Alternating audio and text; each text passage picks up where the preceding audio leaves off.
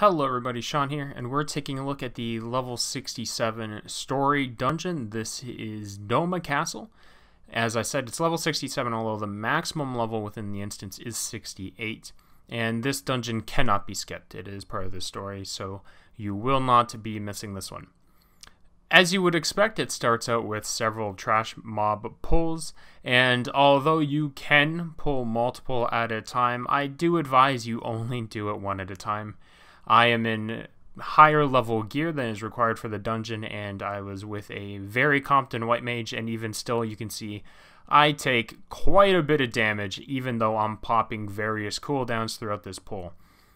These enemies throughout the dungeon, and it is a very typical thing of just Stormblood in general, hit very hard. A lot of these enemies hit very hard, so even in max gear, even popping cooldowns, you're going to take a lot of damage. And it's just something that can be easily avoided by doing one group at a time. So if it is your first time in here, or even if you're returning here for the 10th time, it's probably just best to take each of these packs one at a time. Of the packs themselves, if there's anything noteworthy, there isn't. Not in the beginning ones anyways. It is a bunch of simple trash. So you just grab a group, kill them, move on to the next one. You'll do this about 4 or 5 times before you reach the first boss. The first boss is this Magitek rear guard giant mech thing.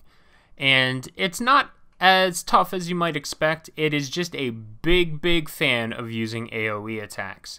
There are going to be a lot. So just keep an eye out for lines and circles on the ground. You just saw one right there where he points in a specific direction and then launches a volley of missiles. The other main AoE that you'll see throughout the fight you saw just now, which is on the western side of the arena. There will be a bunch of bits that just kind of float there, and they will launch blue lines across the battlefield every so often. These blue lines sometimes are very thin, sometimes they'll be thicker because the lines are stacked up. You basically just have to stay out of the way of them. The other AoE that you have to dodge will be a little less often, but you can see right here, these glowing red ones fly across the arena. All you need to do, again, is stay out of the way. If you are hit by one or come very close to one, it will explode, dealing damage in an area. Roughly 10,000 or so damage, depending on your gear. Not enough to outright kill you, but if you're in a bad situation already, it certainly will, and it doesn't help that the damage will be done. You can see right there, took several thousand damage when that one got a little too close to myself and the samurai. Other than the many bit-based AoEs and his missile attack AoE, it's actually a really straightforward fight. There's nothing too special about him. Just constantly be moving, constantly be dodging, and you will easily get through that fight and be able to carry on. The next section of the dungeon is going to have more trash pulls, but there is one important thing we are going to jump to and point out. So about halfway through the second section of this dungeon, you'll reach this area, and there's going to be 2 areas like this.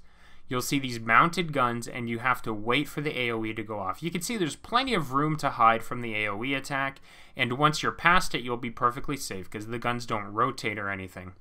Do keep in mind, though, that in both instances of these alleyways, there will be enemies waiting for you. So if you do get hit, you're going to immediately be drawn into a fight, so you need to be very careful about that. Move up carefully and just be patient. There's no reason to rush through this. You have ample amounts of time, so just be patient and get to the other side of the guns and then engage the enemies in a very safe location and then carry on. Like I said, there's going to be 2 areas like this. The second instance is a little harder than the first because the guns are in a more precarious position, but otherwise it is the same general mechanic, and you're going to see that right here. You go into the next alley, there is going to be more guns, but this time the enemies are in the middle of the gun formation, so it's a little harder to tank them without getting hit by the guns, but you can see there is a reasonable area where you can stand without getting blasted. So just keep them in this very small rectangle and you should be fine, and then you can carry on, and very soon we'll get to the second boss. The second boss, as you can see, is another Magitek machine. This one, as you would expect, is a big fan of AoE. It seems to be a trend in this dungeon.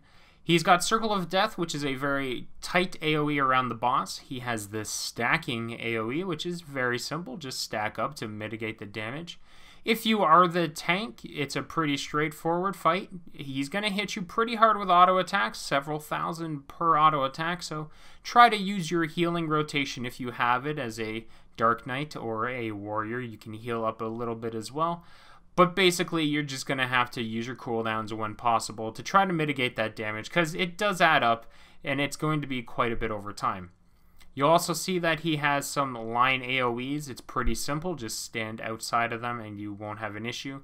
The big mechanic for this guy, he actually has one that is noteworthy, unlike the first boss.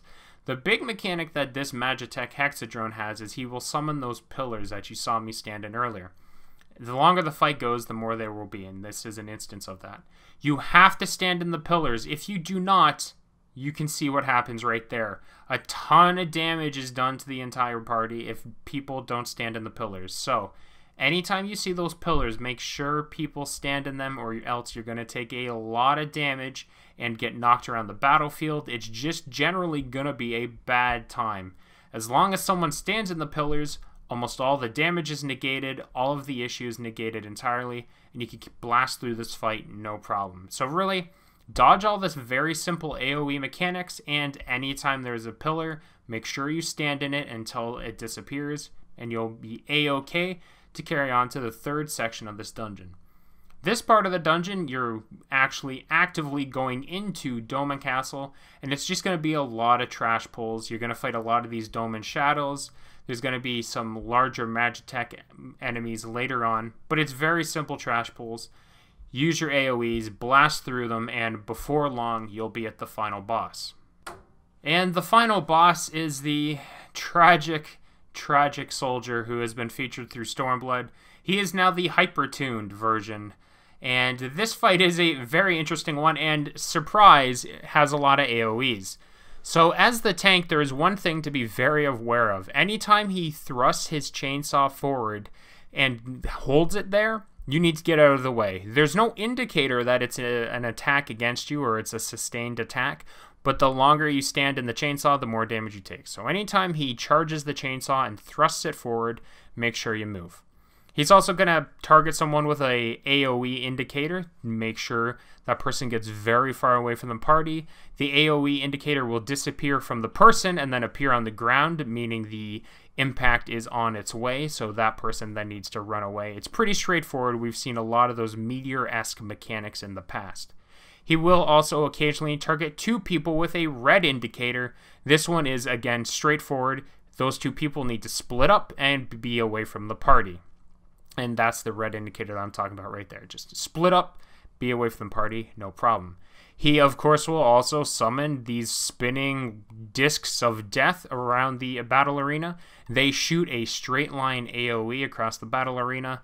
All you got to do is be out of the way of that. He'll also summon bits occasionally that do a straight line AoE. Again, just don't be anywhere near that line and you'll be fine. The only other mechanic this guy has that's a little unusual is he'll target someone with his minigun and then just shoot them and shoot them and shoot them. There's nothing you can do here. This is a healer check. You're going to have to just heal through that damage, or if you happen to be a paladin, you could cover the damage potentially. But really, he has a lot of AoEs, but they're all very well telegraphed, very easy to dodge, so just be mobile and pay attention to anything that's appearing on the ground. I hope this video helps you guys out. I thank you all for watching, and we'll see everyone next time.